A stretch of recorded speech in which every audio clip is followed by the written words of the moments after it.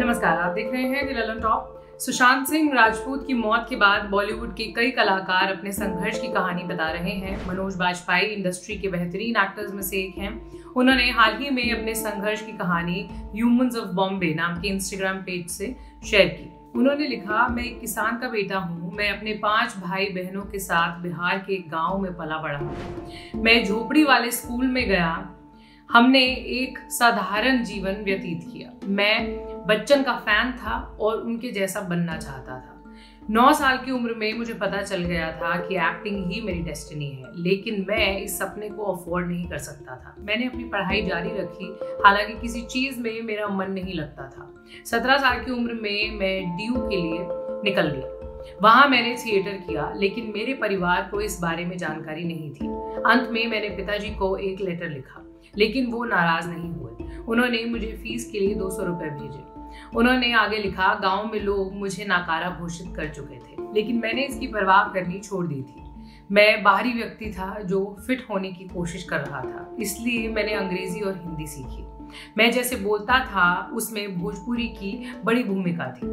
फिर मैंने NSD में आवेदन किया, लेकिन 3 बार खारिज कर दिया गया। मैं आत्महत्या करने के करीब था, इसलिए मेरे दोस्त मेरी बगल में सोते थे और मुझे अकेला नहीं छोड़ते थे। उस साल मैं एक चाय की दुकान पर था जब तिग्मांशु अपने खटारा स्कूटर पर मेरी तलाश में आए थे। शेखर कपूर मुझे बैंडिट क्वीन में कास्ट करना चाहते थे। मुझे लगा कि मैं इसके लिए तैयार था और मुंबई चला गया। शुरू में ये कठिन था। मैंने 5 दोस्तों के साथ एक चौल का कमरा किराए पर लिया और काम की तलाश करने लगा, लेकिन कोई रोल नहीं मिला। एक बार एक असिस्टेंट डायरेक्टर ने मेरी फोटो फाड़ दी। इसके बाद मैंने एक ही दिन में 3 प्रोजेक्ट्स गंवाए। मुझे मेरे पहले शॉट के बाद ये भी कहा गया था कि तुम यहाँ से निकल जाओ। मैं हीरो वाले चेहरे में फिट नहीं बैठता था, इसलिए उन्होंने सोचा कि मैं बड़े पर्दे पर कभी एक्टिंग नहीं कर पाऊंगा।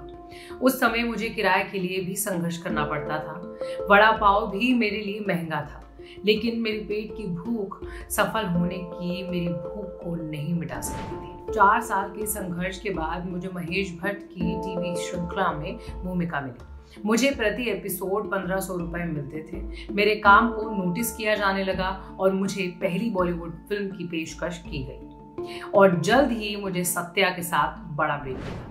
अवार्ड मिलने के बाद मैंने अपना पहला घर खरीदा। मुझे पता था कि मैं यहीं रहने वाला हूँ। 67 फिल्मों के बाद मैं यहीं हूँ।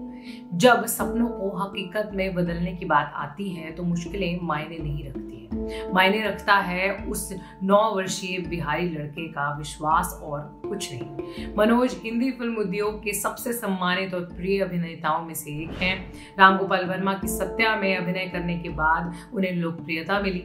फिल्म के लिए उन्हें सर्वश्रेष्ठ सहायक अभिनेता के लिए राष्ट्रीय फिल्म पुरस्कार और सर्वश्रेष्ठ अभिनेता के लिए फिल्म फेयर क्रिटिक्स अवार्ड मिला था। ये खबर यहीं तक देखने के लिए शुक्रिया। आप ये जो पूरी जर्नी है उन्होंने बताई है, सुनकर आपको कैसा लगा? अपनी फीलिंग जरूर शेयर करें। सिनेमा जगत की और खबरों के लिए यहीं रहें।